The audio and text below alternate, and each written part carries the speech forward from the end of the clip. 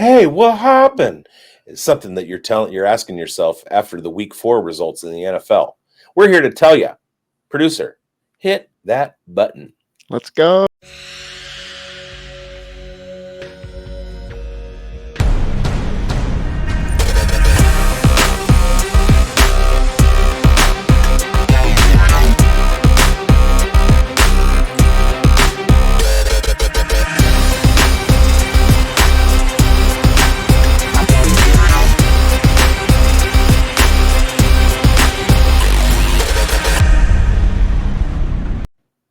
Welcome to the Fantasy Forecast with Grindberg and bigz. I am Grindberg. He is bigz. We're here with the week 4 wrap up, and I didn't mind starting off with a quote from the late great Fred Willard in the epic Christopher Guest film Waiting for Guffman. Hey, what happened? Is his catchphrase. And so we're here to talk about what happened in week 4. A lot of good things, a lot of terrible, odious things. And that's what we're here for. Yeah, I mean, week 4 is about wrapped up here, and a lot of fireworks over the weekend and some unfortunate ones to start us off here, bigz. And the biggest storyline here is the New York Giants, Jaxson Dart's rookie spark amid Malik Nabers' devastating injury. The Giants pulled off a surprising upset over the Chargers, fueled by rookie quarterback Jaxson Dart. He was poised and efficient in his first career start. He led a 75-yard opening drive, capped off by a rushing touchdown. Great poise there, becoming the first QB since Patrick Mahomes to do so in their first debut here. And his stat line wasn't too super flashy, 13 for 20, 111 yards and a touchdown, but his decision-making and mobility kept the Giants' offense alive, offsetting New York's ongoing red zone struggles. But on the flip side, the Chargers offensive line woes, especially with Joe Alt exiting the game early. We're still not sure what that injury extent is. That's going to be putting some pressure on Justin Herbert, and he was under a relentless attack. Now, bigz, with Malik Nabers out for the season and Jaxson Dart showing promise under center, how do you see New York's passing game shaking out in fantasy terms? Who's your top waiver priority among the Giants wide receiver room? And is Dart himself a viable fantasy option going forward without his Malik Nabers there to set him free? Well, of course, and we're going to talk a lot about the Giants today. It is that Malik Nabers' injury has wide-ranging implications. I would say that the top waiver wire target right now is Darius Slayton, because Wan'Dale Robinson has his role, and somebody needs to step into and replace what Malik Nabers represented in that passing game. As far as its implications for Jaxson Dart, I'll talk about those a little bit when we get to our priority waiver ads. But I think that I explained in the Starts and Sits show when I was so excited about Jaxson Dart getting this shot. He has that mobility cheat code. We saw it in his rushing ability. We saw it in the design plays that they had. We saw it in his escapability from the pocket, turning a potential bad play into a positive gain. And then we saw him when he took a quarterback draw into the end zone. So he's going to provide that touchdown floor with his rushing ability. We saw him finish as QB8 so far, pending the Monday games. Finished as QB8 simply because he was able to rush for that touchdown, because he only threw one. So what happens in the games where he's able to throw 3? What happens in the games where he's able to throw 2 and rush for 2? His floor right now is about 18 points per game as far as we can analyze. And I don't think that changes with Malik Nabers out. Malik Nabers left the game. Jaxson Dart still did okay. So yeah, he's absolutely a viable fantasy quarterback going forward. Yeah, and I mean, as far as him with his rushing ability now, I mean, it's only going to add to it. They need to do something, and their best playmakers are Jaxson Dart and Cam Scatterbo, in my opinion, right now. And they're going to be more run-centric. I mean, their defense is clearly keeping them in games. They got that great pass rush, so I'm looking at, the Giants to still be competitive even without Malik Nabers, as competitive as they can be. I mean, they're going to be tight in games. They got a really good defense. So, yeah, I like what you said there, Biggs, and I think you're really right on there with the Jaxson Dart take. And we're going to be talking about, like you mentioned, a couple more of these Giants here in our waiver wire pickup area here. But another storyline we got to hit up here is the running back one overall pace that James Cook is, setting. He's leaving doubters in the dust. And I have to admit, I'm one of those that underestimated James Cook this offseason. And now I'm eating some serious crow. Cook is on an absolute tear through his first 4 weeks, rushing for a touchdown in 8 straight games, setting a new Bills franchise record and piling up yards like a true workhorse with 3 straight 100-yard rushing games and consistent touchdown production. Cook isn't just playing well, he's running at an RB1 overall pace, and if he keeps this up, the sky's the limit here. He's the second in the NFL in rushing yards, only behind Jonathan Taylor, and that was before the end of last game. So I have to double check that, but I think he surpassed him now. He's cooking up a storm here, if you know what I mean. So Biggs, if James Cook keeps up this production and scoring streak, do you think he's locked in as the RB1 overall, or is there any reason to believe this pace might slow down? How are you ranking him moving forward? Well, it's hard to say that somebody's going to finish as the number one running back when there's at least 12 weeks left in the season, 12 games rather. 13 games are left in the Bills season, roughly 10 in the fantasy season. To go out on a limb and say, yes, he's going to finish as the RB1 based on his pace in the first 4 weeks, I think that would be a mistake. Is he going to, finish as a top 10 running back? Absolutely. And this is something that some of us didn't see coming. I was high on James Cook coming into the year simply because of the quality of the Bills' offense.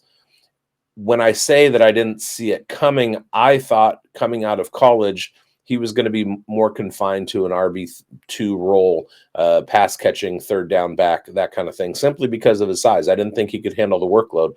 And that still remains to be seen. He's only 190 pounds, or listed as 190 pounds. And backs like that don't tend to carry a workload of, 20 rushes per game for a 17-game season. We've seen it from Jahmyr Gibbs a little bit. We've seen it from Devon Achane a little bit. But Achane's been banged up. There aren't a lot of guys who are that small that can sustain it. So to say that he's going to finish this way, I don't think I would do that. Is he having a great era? Yeah, sure.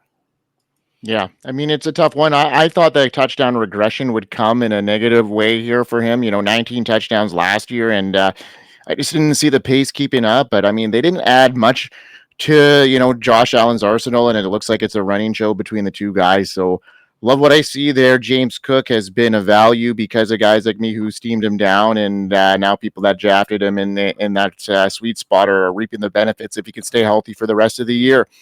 Now let's move on to storyline number 3, Biggs, and that is Ashton Jeanty. He's been officially unleashed. That fantasy breakout was amongst the Raiders chaos, and obviously we had a heartfelt talk before the show here about your Raiders, but after weeks of fantasy managers screaming more Ashton Jeanty touches, the Raiders finally turned up the volume, and the rookie responded, and he responded loudly. Jeanty torched the Bears defense for 138 rushing yards, 3 total touchdowns, giving us the breakout game we all been waiting for. He showed his full package: explosiveness on the ground, soft hands, and in the passing game, and the ability to flip momentum even when the offense around him struggled. Geno Smith tossed 3 interceptions, and the Raiders looked out of sync, but Jeanty's big playability, he kept them alive. Despite Jeanty's monster performance, they still managed to fumble away the win and the Lone Raider turnover aside. But I'm looking at Jeanty as now the featured power back here. That is, he was going to be featured regardless, but this is his time now. He has some tough matchups. So Biggs, after the breakout like that, the 21 touches, 3 touchdowns, and a clear featured role, do you think Ashton Jeanty is set it and forget it now, starter moving forward? Do you worry that, this might be a blip of because he played that soft Bears defense? Well, I think that the Bears defense had something to do with it. Let's not get it twisted. This was a performance that we expected, but there were some outliers here. Him getting 2 receiving touchdowns on 2 targets is not something that's likely to happen. It just happened, right? There is a possibility that Chip Kelly figured out a way to scheme him up, but when you go back and you look, New England, Los Angeles Chargers, and Washington Commanders, they all have fairly good defenses against the run. Chicago doesn't. Next week, they get Indy, who tends to shut down the run. They get 2 games, Tennessee and Kansas City. They give up a lot in the running game. Then they get a bye week. And then to the next 6 games, he's got Jacksonville, Denver, Cleveland, the Chargers again, and Denver again, with Dallas somewhere in the middle. Those are all terrible matchups. The Raiders have an absolutely atrocious schedule. This isn't the 49ers we're talking about. Ashton Jeanty is going up against formidable run defenses week after week. Now, the biggest problem for him has not been him. It's been the Raiders' offensive line, who going into this week were 32nd in the NFL in yards before contact among their running backs. That's an offensive line stat. And let me tell you, 32nd means last. So are we going to see a game like this from Jeanty again? Probably not. He had a touchdown on the ground, and 2 in the receiving game. That's not likely to happen, and that's what propped up this performance. He didn't get any more touches than he has been getting. He had 21 targets and touches in week 1. He had 23 targets and touches in this game. So this was a winnable game for the Raiders. They won in week 1. Those kind of dictated the script. And as far as the Raiders offensive line and the game script in Raiders winnable games can carry Jeanty, that's what's going to happen. He is a set and forget running back simply because of this performance, because it can happen. This is his ceiling game. We've seen his floor games. They weren't great, but he's going to finish somewhere in the middle. So you have a 12-point game, you have a 33-point game, somewhere in the range of 15 to 18 points is what we should be able to expect as the season goes on. He's 4 games into his rookie year, and he looked just fine yesterday or 2 days ago. Yeah. Okay. I agree with that, and yeah, I mean, you got to temper your expectations, but this is what we were looking for, and it's a great sign of things to potentially come in the next couple of years here for Ashton Jeanty. Now let's move on to Nacua Matata. Puka's #1 overall wide receiver pace is no fluke, and it's still a thought that Nacua was a fluke. Week 4 should have ended that debate. The Rams wide out went nuclear, racking up 13 catches on 15 targets. Gets a career high 170 yards and a game-tying touchdown against the Colts. The performance not only helped the Rams steal the win on the road, but also cemented as Nacua as, the undisputed wide receiver 1 right now, with question marks surrounding Jamar Chase, Justin Jefferson. Now Malik Nabers is done for the year. There's only other one person kind of in the hat right now, and that's Amon-Ra St. Brown to challenge Puka Nacua. I mean, Jason had a down game as well, so he could be the dark horse in this race now too. But #1 overall pace, 30 targets in 2 games, and he's just going to be hyper targeted. The Rams schedule looks like it's going to be good for his output as well. The track, he's on track to shatter a single season record pace here for receptions. Biggs, he's doing it with flair in redraft or in dynasty formats. Is there anyone you would move him for right now? And if so, why? Absolutely not. We've seen what happens with Puka Nacua volume, and in 2024, he was hurt to start the year, and once he got to week 10, his usage ramped up to 14, 9, 13, 8, 14, 8, 9, 14 targets, and he was finishing in the top 10 in most of those weeks. With the volume from Puka Nacua comes wide receiver 1 capability. I wouldn't trade him. I would just sit on him.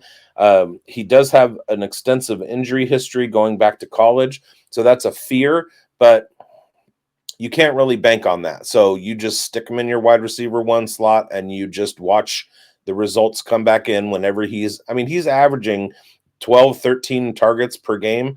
That kind of usage from his rookie season when he had 160 targets. That's what we were looking for last year. Didn't happen because he got hurt, but that's what we get with Puka. You're not seeing it from Jamar Chase right now with his quarterback situation. You're not seeing it with Justin Jefferson. So you roll with Puka until the wheels come off. Yeah, I mean, we look back a couple years ago when Matthew Stafford had Cooper Kupp as his number one wide receiver, and he finished number one overall and made a deep run for that Super Bowl victory. So we know that's not out of the range of outcomes here for Puka as well. So looking for a nice strong finish here, and they've got some weapons to take off some of that coverage too. And Devontae Adams, who's having another big year as well. So another clouded issue here, and Lamar Jackson. He had an injury here, his hamstring, but also, the Ravens, after a really rocky start here, sitting at 1-3 in 2025, things aren't looking any easier for Lamar. He was sidelined, for a hamstring injury suffered in their loss to the Chiefs. Jackson exited midway through the third quarter and didn't return, leaving, Cooper Rush steer the offense in garbage time. Coach Jim Harbaugh remained tight-lipped. I haven't seen much of an update yet, but if he does miss time, that could be a really big shakeup here for not just the Ravens, but in fantasy football. A lot of people have high hopes for Lamar Jackson continuing his QB1 overall streak here. Given his hamstring injury, bigz, his current injury-plagued roster, how are you handling him and his future fantasy outlook this season? He's obviously a must start every week when active, but can you be caution period here for fantasy owners, or is it just a set it and forget it? And how would you rank Cooper Rush as a streaming QB option if Jackson does miss time? I think Cooper Rush is a priority add at this point. If we look back at what he did last year when Dak Prescott was hurt, he had a couple of top 10 finishes, a quarterback 11 finish, a quarterback 15 finish. So he's the kind of guy that in a limited situation, he can bring 15 points if you absolutely need it. And if Lamar can't go, then you got to go with Cooper Rush if you don't have any other options. So if you are looking at a very thin quarterback roster, he is definitely somebody that you should be able to acquire on the waiver wire. There's not going to be much demand for Cooper Rush, so you can kind of take advantage of that. I am worried about Lamar. I know about hamstring issues. Hamstring issues don't go away. Depending on the grade of the tear, this could be a lingering thing for him. And if it was enough to take him out of a game, it might have just been that they figured we're getting blown out. We may as well just pull him and wrap him up in bubble wrap. But if it is a lingering issue, it's going to be hard for a mobile quarterback to play that way. Now, the question gets begged, if he is dealing with a hamstring issue and he cannot run, is his arm enough for him to kind of stay in the pocket and not do too much? I think the answer is yes. So I don't have expectations for Lamar to have a very down year if he's injured and plays. But if he is injured and it's a lingering thing that keeps him out of games, it might become a big problem. Yeah, I agree. And hopefully it's not something too serious, but we're going to have to really keep our ear to the ground and follow the injury reports and be savvy on this, evolving story now. Got a lot of evolving stories here happening every day on the Fantasy Sports Advice Network. We've got a ton of live shows kicking off each week, starting on Monday night with Last Call to recap the week. We've got Tuesday, the weekly kickoff. On Wednesday, Queen's Ransom, PAT with us two here on Thursday nights. Breakfast with bigz on Sunday morning, sometimes Saturdays, and we've got Spilled Coffee right after bigz goes live as well. So, and then Friday night, can't forget From the Forum with Tyler and Joe. So yeah, I got a cracked up lineup here, and we are ready to rock for you, giving you start and sit advice all the way through every day of the week. So let's roll it on, dude. Our studs and duds calls here, bigz. I do want to apologize to our fans in the UK and Scotland because I just accidentally flipped you guys off. So I didn't mean to do that. Sorry. All good, my man. All right, bud. Let's go over our studs and duds calls No, for the because week. we're doing this on Monday, and two of my calls are playing Monday, so we can't. I'll say that I whiffed on Etienne. I didn't see him having the game that he did, but I nailed Dart top 10 finish. So other than that, I can't really talk about Breece Hall yet, and I can't believe you didn't bring up Jamar Chase breaking his leg last night. Isn't that something important that the viewers should know about? Oh, big. So yeah, he's got a couple on the line here, and I'm excited to see how that turns out. I'm hoping that his sit chase was a good call because I'm How'd up you against do? him in a couple leagues. So, all right. So my stud calls were sit Chuba Hubbard, and he had a down game. He didn't score even 10 fantasy points. I said to start Travion Henderson, who had a good game. He ended up finding the pay dirt, getting his first touchdown, and adding a couple of receiving yards as well. So not quite the emergence I was hoping to see, but definitely a start and a flex worthy guy. So that was a hit. Told everybody to start Matthew Golden, who had his best game as a pro. Didn't get that touchdown because obviously all went to Romeo Dobbs, 5 for 58. So I'm going to say that's a wash. And I'm going to say, Terry McLaurin was an NA because he didn't end up playing, but would have been a strong candidate for sitting as well. So And shout out to Schultze, who nailed the Penix and Jones calls, and also nailed the start Love and start Jeanty calls. So good there it job, is. Schultze. Oh, I mean, Penix had a decent game. Coming through with the touchdown and 2 touchdowns. Did he not? Let me see here. Penix, 2 touchdowns, 300 yards. I'm going to give that a wash, but let's go Love. Pending Monday, because Yeah. we still have Justin Fields. We still have Jake Browning. Shout out NorCal. We still have Tua Tagovailoa, and we still have Bo Nix. So there are 4 opportunities for Michael Penix to drop out of the top 12. Mm-hmm. All right, folks. Let's get into our waiver wire ads for the week. Headed into week 5 here. We got, not a whole lot of movement, but there's some injuries that definitely are going to affect who we're picking in these positions. So, Biggs, who do you got to start us off at the quarterback and / tight end positions here as your pickups? QBTE, I have, of course, Jaxson Dart. But I know that our viewers already had him because I've been thumping the drum since February, so they already had him as a backup quarterback. He's he's available in 78% of ESPN leagues, which means that 22% of people who are on ESPN leagues follow us. 19.84 points, QB8 before Monday Night Football. He outscored Jalen Hurts, outscored Baker Mayfield, outscored Caleb Williams, outscored Daniel Jones, and outscored Justin Herbert. All of those guys had been in the top 12 among quarterbacks, and Jaxson Dart had a better debut as a rookie in his first game throwing the football in the NFL, a better week than those guys. So if he's available and you didn't pick him up because you didn't watch our Thursday show, you better go get him now. Yeah, go get Jaxson Dart, folks. He's got the legs to do it, and they're going to really rely on the run game. And I like that 1-2 punch with him and Scatabo in the backfield. I think they could do some damage, and continue Not this to up. mention your waiver wire priority ad.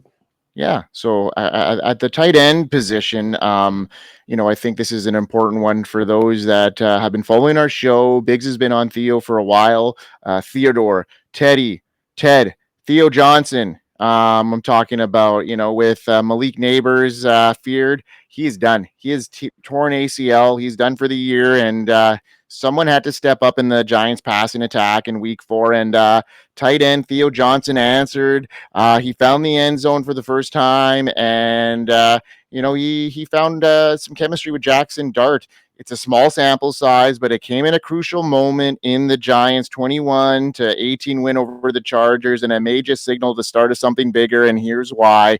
After Nabers left the game, he saw a 30% target share. He tied with Wan'Dale Robinson for the team lead. That's not a fluke, folks. Johnson had already been seen the field consistently, over 80% of the snaps, 94 routes run through 4 weeks, but now the targets are finally catching up with the usage, and Dart under center The offense has shown more RPO and seam shot concepts, the kind of looks that feed athletic tight ends like Johnson in a year where the tight end options are thin.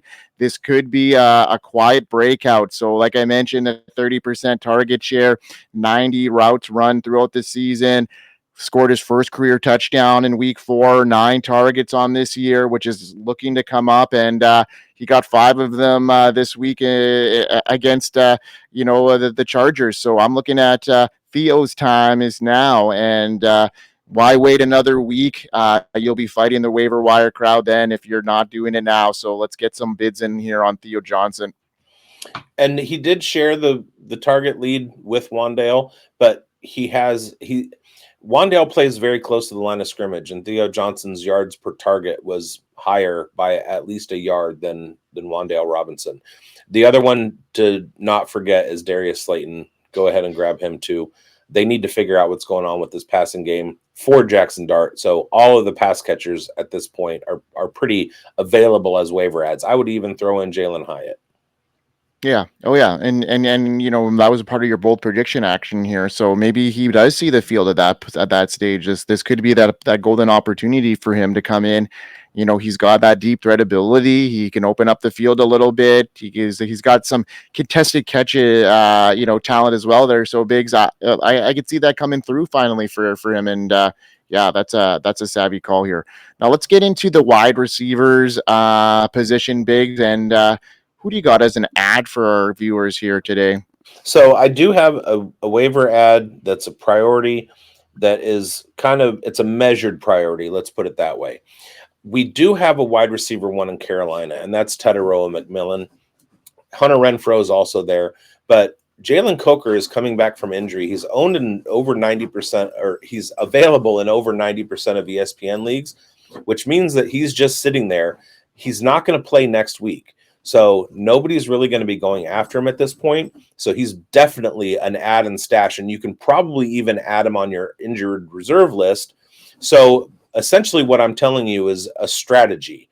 Go add Jalen Coker, join the Cokehead party, and then stash him once waivers clear, stash him on your IR spot, and go pick up a Giants receiver just in case when the waivers are cleared and you can just freely add people.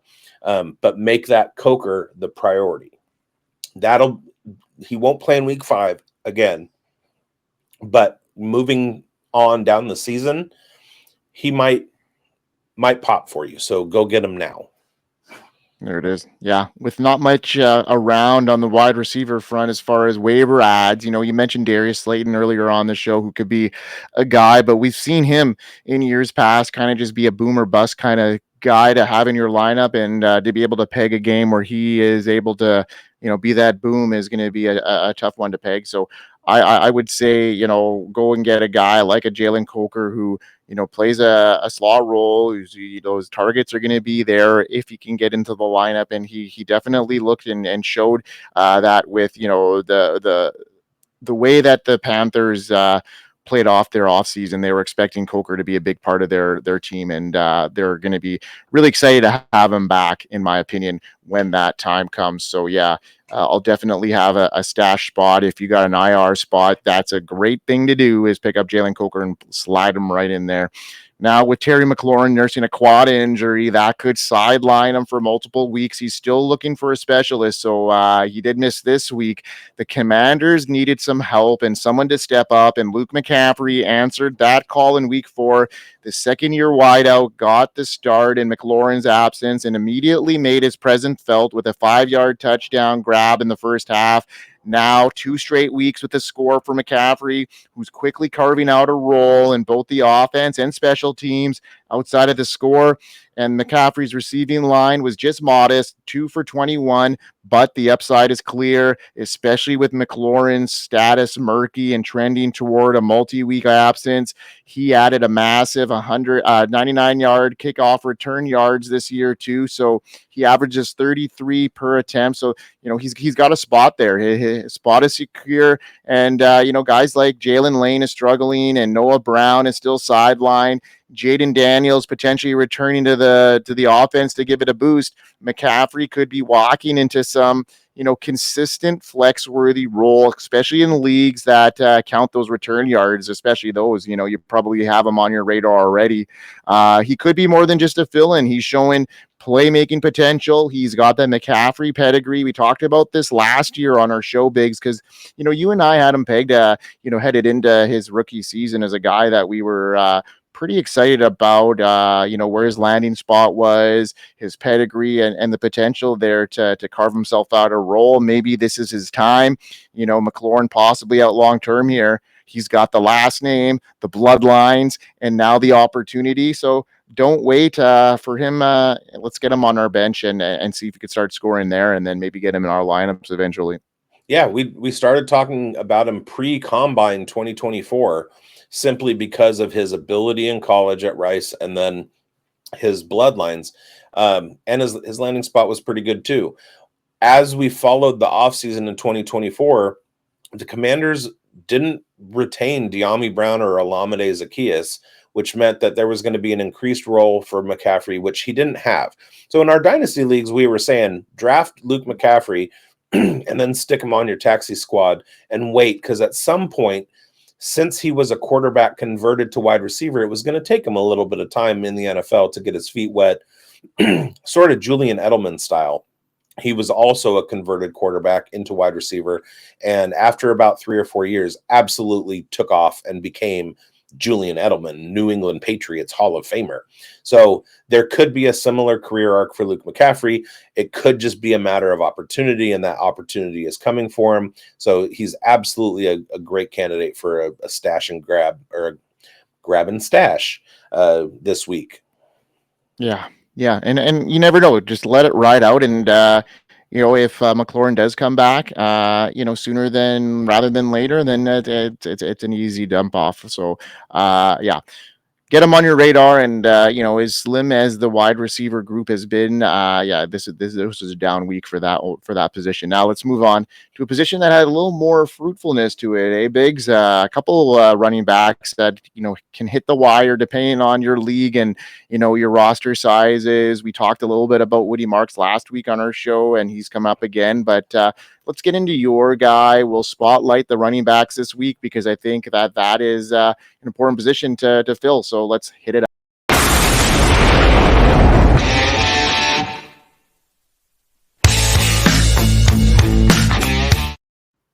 All right, welcome to bigz' Waiver Wire Spotlight, brought to you by Chris's Smoked Pickles. Go to Facebook, find Chris's Smoked Pickles, and order.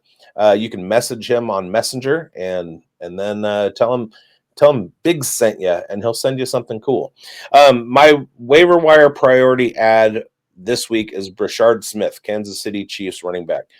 I hesitate to say that because the Kansas City Chiefs running back room is all kinds of chaos. Is it Pacheco? Is it Hunt? We don't know. But one thing that hit my radar this week watching the Chiefs game was Brashard Smith's increased usage. Now, as they start working him into the game plan, he's going to get more carries. He had more carries this week, and he had 4 targets. More than that, he's available in 99% of ESPN leagues. So people don't see him coming. He very easily could have a couple games where he'll have 5 or 6 carries, break off a 50-yard run, maybe get a swing pass and take it for 60 yards to the house. And then all of a sudden the Chiefs are going, we got this explosive kid. They know he's explosive already, but we should be playing him over these other 2 guys because he's just flat out better. Now, they don't want to pound him into the line over and over again. They're going to go ahead and let the veteran Kareem Hunt get hurt first. They're going to let the veteran Isaiah Pacheco get hurt first. They're not going to be dismissive about Brashard Smith's size, but they're going to create explosiveness for him, and it could pay off for you if you go ahead and pick him up this week.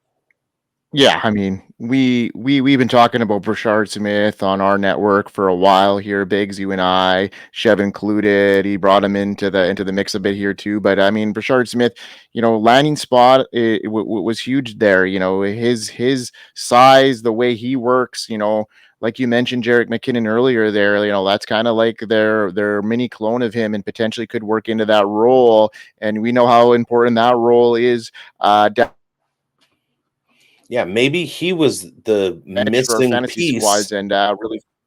Maybe he was the missing piece in a down Kansas City team, and now he is bringing them back. Yeah, exactly. That type of role is important there, and when they score those points, we're in fantasy playoffs for teams that well, I remember 2 years ago, Jerick McKinnon was a lot of fantasy championship squads if you were able to pick him up. So this could be that waiver wire ad now that could turn into something big. We see what's happening in Kansas City. 4 touchdowns Patrick Mahomes threw on Sunday here, and getting Xavier Worthy back. They used him in the running game as well. I think he got 38 yards of rushing, and with Rashee Rice coming back, this could mean a lot of upside here for the Kansas City Chiefs, evolving their game into less of a run focused. And what that means is optimistic opportunities here for Brashard Smith. So I really like that. Get him on your radar. And if you have room on your bench, please get him up there. And let's get into my spotlight running back for week 5 waiver wire.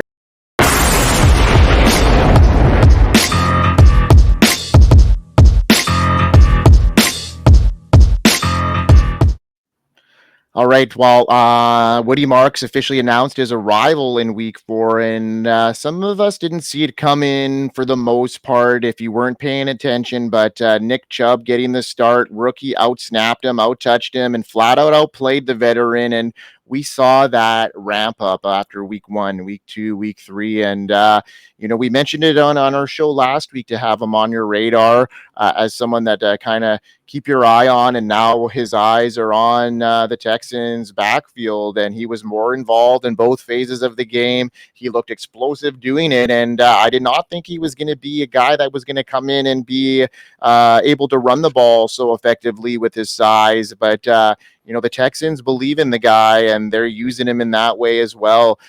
His building his usage over the last few weeks, but week 4 was his true breakout party. He totaled 17 carries, 69 yards, and a touchdown, 4 receptions for 50 yards and another score. He wasn't just sprinkled in. He was the game engine of the offense down the stretch, closing out the game on both of his touchdowns in the fourth quarter. And even if this turns into a 50-50 split with Chubb moving forward, Mark's passing catching role and red zone juice give him a fantasy edge, especially in PPR format. So this could be the player you've been waiting for if you are in need of a running back. I see him having RB2 upside for the rest of the year, and with some potential spike weeks here if the Texans can get their game going a little bit better moving forward. So he went from a trendy sleeper to a must-add breakout on your roster in a span of 4 quarters. He's taken the real step forward, claiming that job. So don't be late to the party. Grab Marks before he shuts the door and takes you for a good offer here. So let's go, bigz. Let's get some Woody Marks. What are your thoughts on Marks, and do you think this is sustainable for him?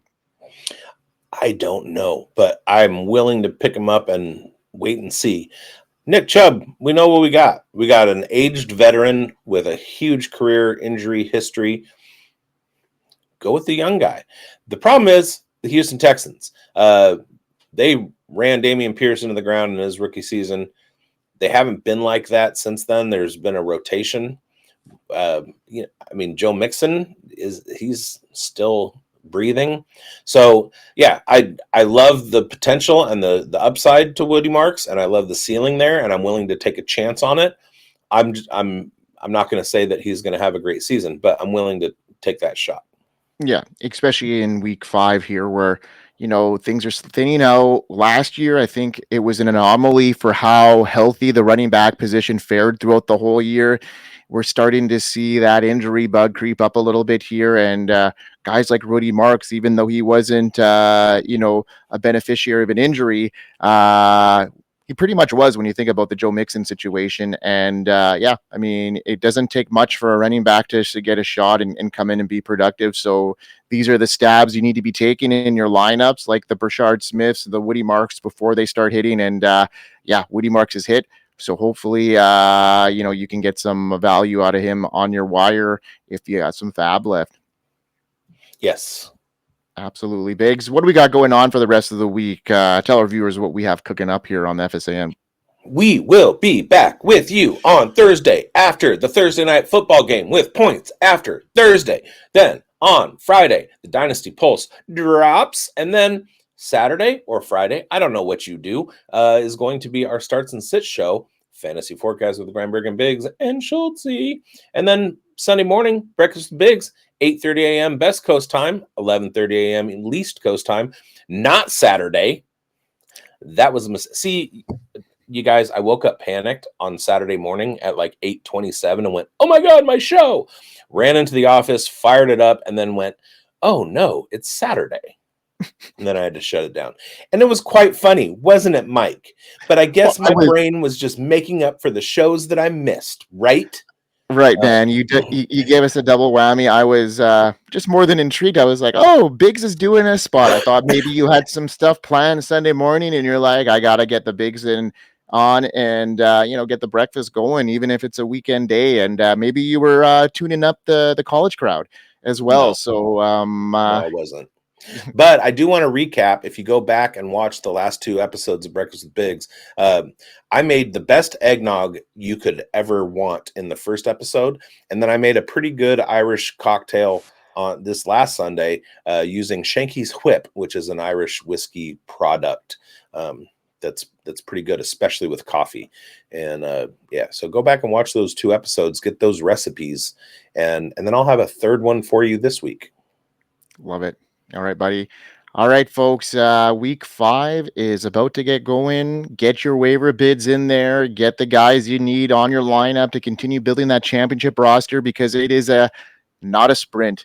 It's a marathon here, folks. The season is long, and if you have Malik Nabers in your lineup and you lost him this week, don't give up. There's still plenty of football left. There is a chance you could still make it in. I know it's not an easy pill to swallow, losing your first round guy, but it's important to stay with it. Stay tuned into us. We'll give you all the edges you can get to keep that team above water. And you never know what could happen if you make the playoffs, Biggs? I think marathon is a bit of an overstatement. I think it's the baseball season is a marathon. I think the football season is more of a 10K.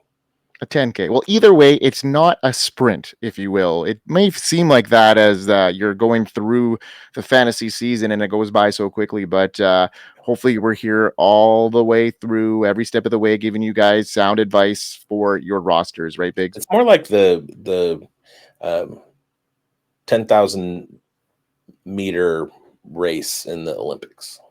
It takes a while, but eventually it's over. The marathon's still going. Marathon, yeah, it's still they're still wrapping around, right? The old reach around. All right, Biggs, let's have a good week. Let's keep our advice sound, and folks, we hope you win, everybody. Go to fantasyfootballadvice.com, watch all our shows, buy all our merch, and we hope you win. Hit the subscribe button, like, and be warned. Peace out, everybody. We are here. FantasySportsAdvice.com, offering the best fantasy sports social media platform. Why join endless Discord communities or the trolls of Reddit? Fantasy Sports Advice is a community designed to help you win with 24/7 support. Go to FantasySportsAdvice.com and become a pro member for unlimited access. Again, go to FantasySportsAdvice.com today.